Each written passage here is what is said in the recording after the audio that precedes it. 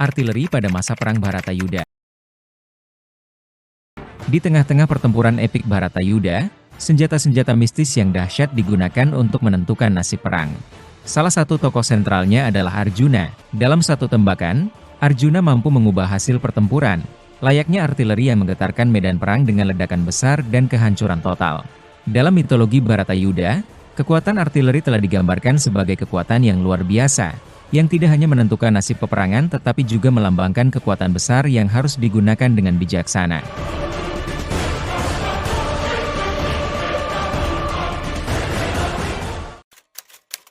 Artileri pada masa perang kuno. Pada zaman kerajaan, pertempuran dilakukan dengan senjata besar yang dirancang untuk menghancurkan benteng musuh. Disinilah senjata artileri pertama kali memainkan perannya dalam sejarah perang kuno. Trebuchet dan balista adalah senjata artileri utama yang digunakan untuk mengepung benteng-benteng yang tampaknya tidak bisa ditembus. Dengan kekuatan mekanik, trebuchet, senjata pengepung terbesar, menggunakan sistem tuas untuk melempar proyektil raksasa dari jarak jauh. Sementara itu, balista, dikenal sebagai busur raksasa, menembakkan anak panah besar dengan presisi, menembus pasukan lawan dan dinding benteng.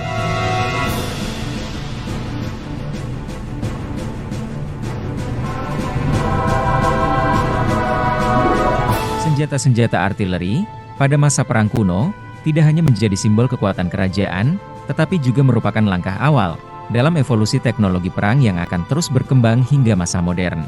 Kekuatan destruktif artileri kuno telah membuka jalan bagi senjata-senjata besar yang kita kenal hari ini.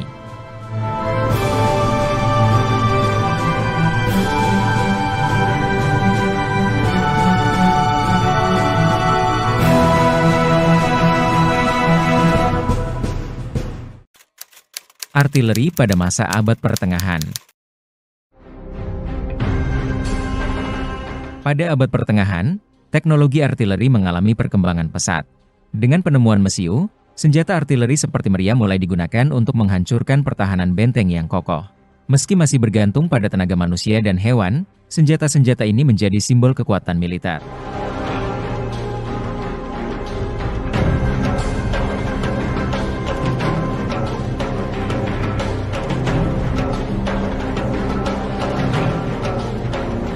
Di Nusantara, Kerajaan Kutai Kartanegara mengadopsi teknologi artileri buatan VOC, kolonial Belanda. Meriam seperti sapu jagat, gentar bumi, Mariam Aji Entong, dan Sri Gunung ditempatkan sebagai kekuatan utama dalam pertahanan kerajaan. Dengan kekuatan tembakan yang dahsyat, senjata-senjata ini memainkan peran penting dalam mempertahankan wilayah dari ancaman luar. Meriam pada masa itu menjadi kekuatan penghancur yang sangat penting. Proyektil besar yang diluncurkan mampu menghancurkan dinding benteng yang kokoh, membongkar pertahanan musuh dan memutarbalikkan hasil pertempuran. Dampak artileri pada abad pertengahan mengubah taktik perang selamanya. Artileri pada abad pertengahan bukan hanya alat untuk menghancurkan, tetapi juga simbol kekuatan dan kemajuan teknologi. Dari kerajaan Kutai Kartanegara hingga Eropa, senjata-senjata ini meninggalkan jejak yang mendalam dalam sejarah perang. Artileri di awal abad ke-20. Pada awal abad ke-20, artileri menjadi senjata darat yang paling mematikan dan efektif. Dari Perang Napoleon hingga Perang Dunia Pertama, senjata-senjata ini membawa kehancuran yang belum pernah terjadi sebelumnya di medan perang. Dengan jangkauan tembak antara 5 hingga 11 km, artileri di awal abad ke-20 menjadi tulang punggung pertempuran darat. Meriam dengan daya tembak ini mampu menghancurkan benteng musuh dari jarak jauh, memukul mundur pasukan lawan, dan meruntuhkan formasi pertahanan yang kuat.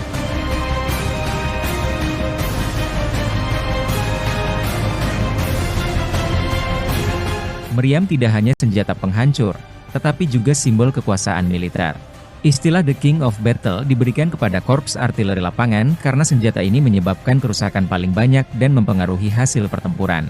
Sebutan ini diabadikan oleh Mayor Jenderal H.G. Bishop dalam bukunya Field Artillery, The King of Battle, pada tahun 1935. Hingga hari ini, kekuatan artileri tetap menjadi kunci dalam pertempuran darat di seluruh dunia.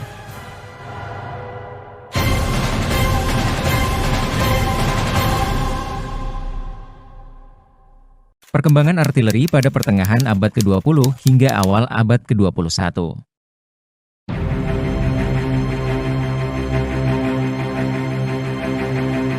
Pada tahun 1962, perubahan signifikan terjadi dalam dunia artileri. Sebutan artileri lapangan berubah menjadi artileri medan. Perubahan ini menandai langkah maju dalam teknologi persenjataan, dengan meriam mulai dipasang di atas kendaraan lapis baja seperti tank dan truk, meningkatkan mobilitas dan efisiensi tempur. Setelah kemerdekaan, Indonesia mulai melakukan modernisasi alutsista, termasuk artileri medan. TNI AD mulai mengembangkan dan membeli berbagai jenis meriam, termasuk meriam 76 mm Gunung buatan Yugoslavia dan meriam 105 mm M101 Howitzer buatan Amerika Serikat. Pada tahun 1959, Armet TNI AD mengoperasikan meriam gerak sendiri, GS, yang pertama, dengan peluncur roket 130 mm.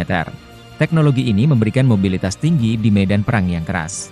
Pada tahun 1982, Armet TNI AD memperkenalkan meriam 105 mm GS, memberikan kekuatan tembakan yang lebih akurat dan cepat. Meriam GS ini menjadi tulang punggung pertahanan dalam operasi militer, mampu bergerak cepat di medan yang sulit dan memberikan dukungan tembakan yang krusial. Memasuki abad ke-21, Armet TNI AD terus berinovasi dengan penggunaan meriam gerak sendiri berkaliber lebih besar.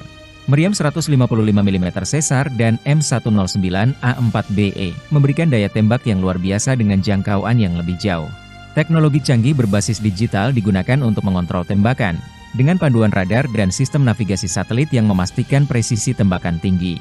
Ini menandai era baru bagi Armet, di mana teknologi modern mengubah cara perang dilakukan. Dengan perpaduan kekuatan dan teknologi, Armet TNI AD menjadi salah satu kekuatan paling andal di medan perang modern. Meriam gerak sendiri tidak hanya menjadi simbol mobilitas, tetapi juga kekuatan yang memastikan kedaulatan dan keamanan nasional.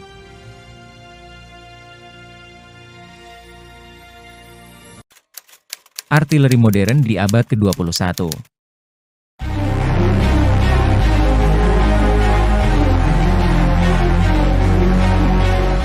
Abad ke-21 membawa era baru bagi artileri medan. Dengan modernisasi persenjataan, Armet TNI AD kini menggunakan sistem komputerisasi dan digital yang memberikan mobilitas tinggi dan akurasi luar biasa di medan perang.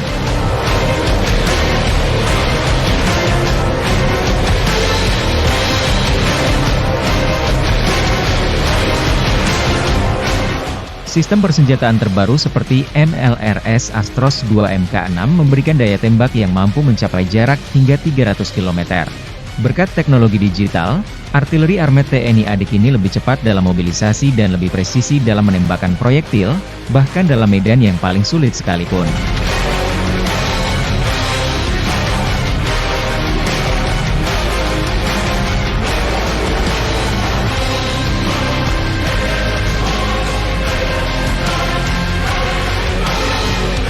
Di abad modern ini, Armet TNI AD juga mengalami perkembangan doktrin dengan fokus pada dukungan tembakan dan serangan artileri yang terkoordinasi. Doktrin baru ini menempatkan Armet sebagai elemen kunci dalam menjaga kedaulatan NKRI dari ancaman perang modern dan dinamika geopolitik global.